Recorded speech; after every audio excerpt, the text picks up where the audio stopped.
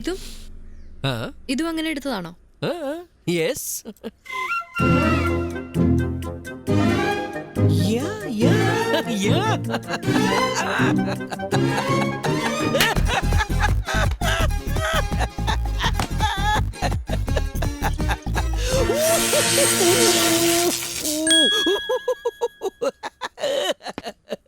Oh my goodness. Oh my god.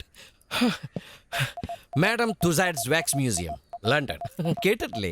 Actually ഇത് ഗാന്ധിജിയുടെ മെഴുക് പ്രതിമയാണ്. ഞാൻ ഒരിക്കൽ അവിടെ പോയപ്പോ അവര് നിർബന്ധിച്ചെടുപ്പിച്ചാണ്. എന്നാലും ഒരു തെറ്റിദ്ധരിച്ചു. Leave it.